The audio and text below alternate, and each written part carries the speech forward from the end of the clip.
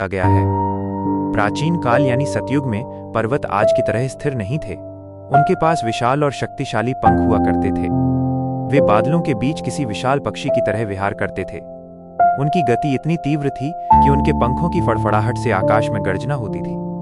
पर्वत अपनी इच्छा से कहीं भी उतर जाते थे, कभी किसी घनी बस्ती पर, कभी तपस्या में लीन ऋषियों के आश्रमों पर, तो कभी पशुओं के चरागाहों पर। इससे न केवल जानमाल की हानि होती थी, बल्कि पृथ्वी का संतुलन भी बिगड़ने लगा था। जब हाहाकार मचा तो देवराज इंद्र के पास प्रहरी संदेश लेकर पहुंचे कि पर्वतों के टकराने से स्वर्ग और पृथ्वी के बीच यातायात बाधित हो रहा है।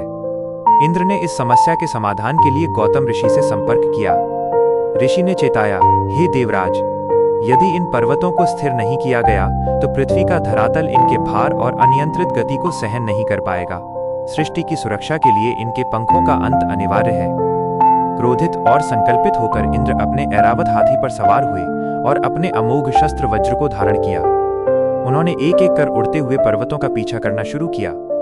जो भी पर्वत सामने आता, इंद्र उसके पंख काट देते और वो पर्वत भारी गर्जना के साथ जमीन पर गिरकर स्थिर हो जाता। हिमालय के पुत्र मैनाक पर्वत उस समय अपनी पूरी शक्ति से उड़ रहा था। वायुदेव, जो मैनाक के परम मित्र थे, उन्हें अपने मित्र की सुरक्षा की चिंता हुई। वायुदेव जानते थे कि इंद्र के क्रोध और वज्र के प्रहार को रोकना किसी के वश में नहीं है। जब इंद्र मैनाक के समीप पहुंचे, तभी वायुदेव ने अपनी दिशा बदली और उन्होंने मैनाक को इतनी तेजी से उड़ाया कि वो इंद्र की दृष्टि से ओझल हो गया। वायुदेव ने उसे ले जाकर गहरे सागर में डुबो दिया। समुद्र ने मैनाक को अपनी गहराइयों में शरण दी। पानी के भीतर छिपे होने के कारण मैनाक के पंख कटने से बच गए। इसी कारण मैनाक को आज भी सपंख पर्वत माना जाता है। हजारों वर्ष बीत गए। जब माता सीता की खोज में हनुमान जी समुद्र लांघ रहे थे, तब समुद्र ने मैनाक से कहा, हे पर्वतराज, वायुपुत्र हनुमान थक गए होंगे। वायुदेव ने तुम्हारी रक्षा की थी, आज उनके पुत्र की सेवा कर अपना ऋण चुकाने का समय है। उसने हनुमान जी से कहा, हे पवन पुत्र, मेरे मित्र वायुदेव के कारण ही मैं जीवित हूं। आप थक गए होंगे, कृपया मेरी चोटियों पर विश्राम करें। हनुमान जी मैनाक के अतिथि सत्कार से अत्यंत प्रसन्न हुए।